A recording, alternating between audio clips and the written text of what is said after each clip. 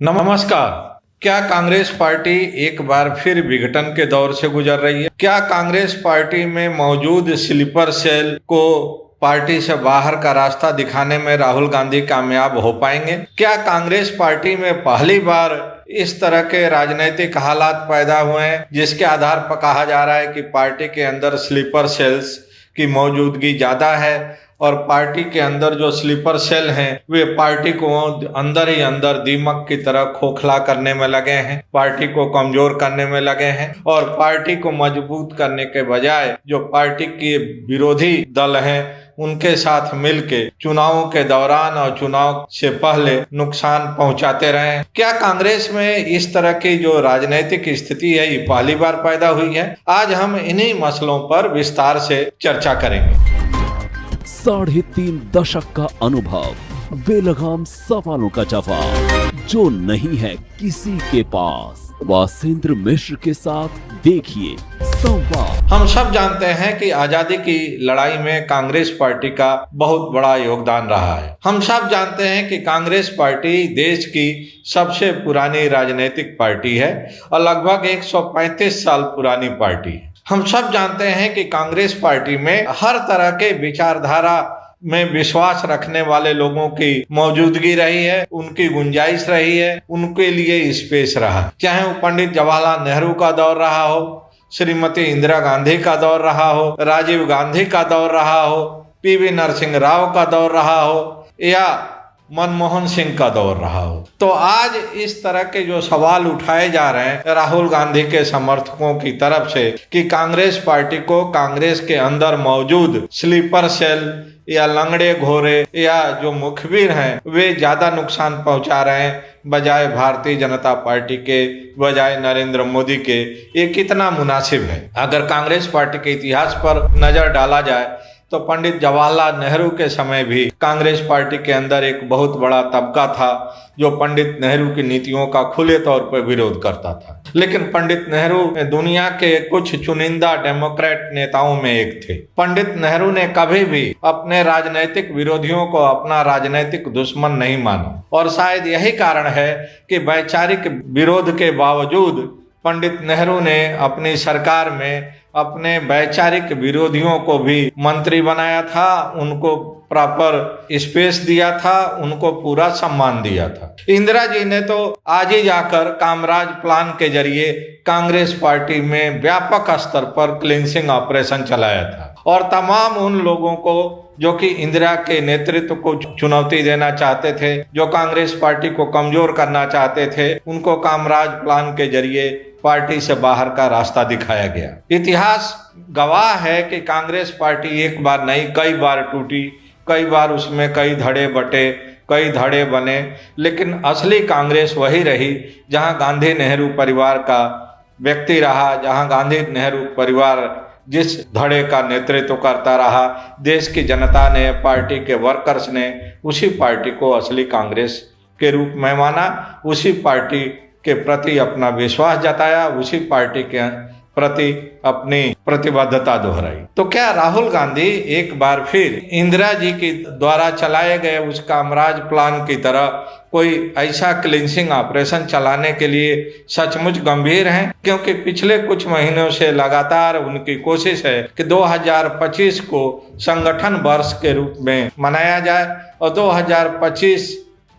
में पार्टी को नीचे से लेकर ऊपर तक मजबूत किया जाए, कार्यकर्ताओं को महत्व दिया जाए, जो सचमुच पार्टी के लिए प्रतिबद्ध हैं उन्हीं को पार्टी में जिम्मेदार पदों पर बैठाया जाए। आज जो लोग पार्टी में मुखबर की भूमिका निभाते रहे हैं, जो लोग पार्टी के इंटरेस्ट के खिलाफ काम करते रहे हैं, जो लोग पार्टी से ज्यादा अपने पॉलिटिकल एम्बिशंस के लिए काम करते रहे हैं, उनको पार्टी से बाहर का रास्ता दिखाया जाए। पहले गुजरात में आयोजित कार्यकर्ता सम्मेलन में राहुल गांधी ने साफ तौर पर कहा कि पार्टी के अंदर स्लीपर सेल्स हैं। ऐसे स्लीपर सेल्स को पहचानना बहुत जरूरी है। ऐसे लोगों को चिन्हित करके उनको पार्टी से बाहर का रास्ता दिखाना बहुत जरूरी है। और अब मध्य प्रदेश में आयोजित कार्यकर्ता सम्मेलन में भी राहुल गांधी ने अपने भाषण में उन्हीं तत्वों की ओर इशारा किया, उन्हीं ताकतों की ओर इशारा किया और उन्होंने साफ कर दिया है कि पार्टी में ऐसे लोगों के लिए अब कोई जगह नहीं है जिनकी प्रतिबद्धता पार्टी से ज्यादा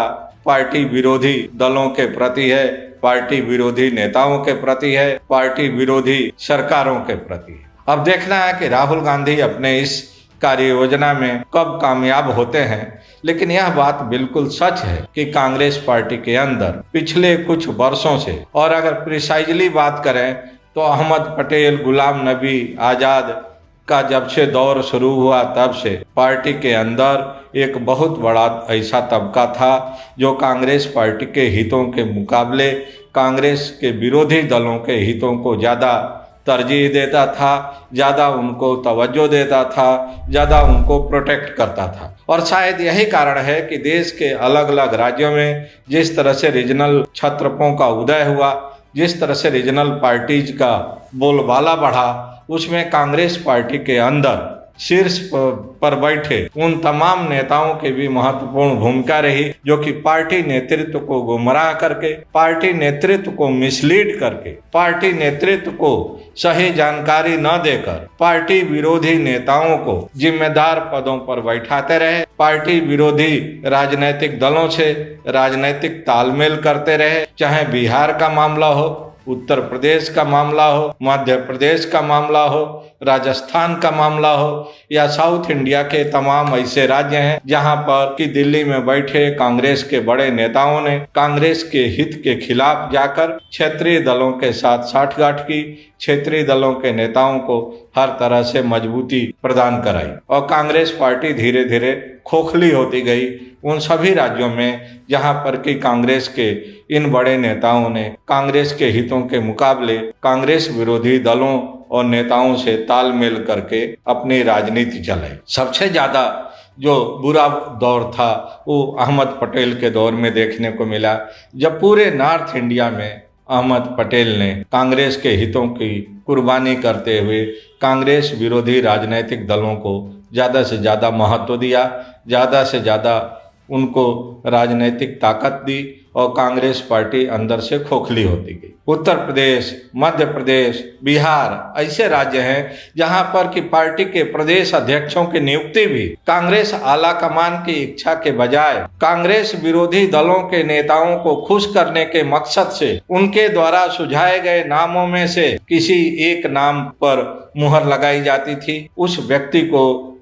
कांग्रेस के प्रदेश इकाई का अध्यक्ष बनाया जाता था। जब से राहुल गांधी ने कमान संभाली है डायरेक्टली और इनडायरेक्टली, तब से उनकी कोशिश रही है कि पार्टी के अंदर मौजूद ऐसे लोगों को चिन्हित करके, ऐसे लोगों को आइडेंटिफाई करके उनसे पार्टी को मुक्ति दिलाई जाए। तमाम ऐसे राज्यों के चुनाव हुए हैं जिसमें सीधे तौर पर राज्यों के कांग्रेस की कमान संभाल रहे नेताओं ने कांग्रेस विरोधी दलों के साथ गोपनीय संधि करके, गोपनीय समझौता करके पार्टी हितों की कुर्बानी दी। नतीजा हुआ कि कांग्रेस पार्टी जीतता हुआ चुनाव हार गई और फिर से कांग्रेस विरोधी दलों को सत्ता में वापसी हो गई, उनको सत्ता वापस मिल गई। ये बहुत बड़ी चुनौती है। अब राहुल गांधी इस क्लींसिंग ऑपरेशन को कब से शुरू करेंगे और कितना जल्दी पूरा करेंगे ये तो बताना मुश्किल है, लेकिन 2025 को उन्होंने संगठन वर्ष के रूप में घोषित किया था और उस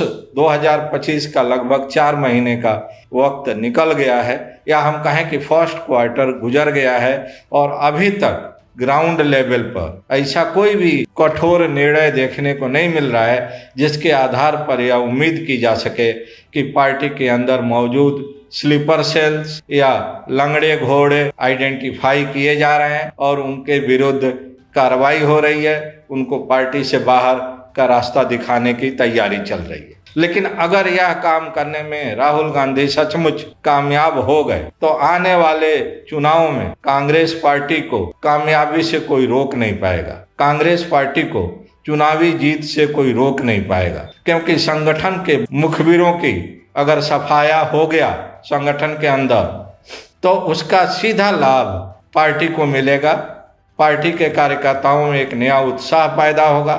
पार्टी के कार्यकर्ता पार्टी के प्रति और ज़्यादा प्रतिबद्धता के साथ जुड़ेंगे और पार्टी के लिए अपना सब कुछ समर्पित करके पार्टी को सत्ता में वापसी कराने की कोशिश करेंगे। और अगर महज यह एक घोषणा बन के रह गया तो आने वाले राज्यों के विधानसभा चुनाव में एक बार फिर कांग्रेस पार्टी को शिकस्त मिलेगी और 2029 के लोकसभा के चुनाव में भी कांग्रेस पार्टी को अपेक्षा के अनुसार कामयाबी नहीं मिलेगी। ये अलग बात है कि आज की तारीख में भारतीय जनता पार्टी की राजनीतिक स्थिति 2014, 2019, 2022 और 2024 के मुकाबले कमजोर है। ये भी सच है कि आज भारतीय जनता पार्टी की साख 2014, 2019, 2022 और 2024 के मुकाबले गिरी है। यह भी सच है कि आज देश की राजनीतिक हालत बहुत ज्यादा भारतीय जनता पार्टी के लिए फेवरेबल नहीं है। देश की जनता में भारतीय जनता पार्टी के प्रति नाराजगी दिखाई दे रही है। बेरोजगारी,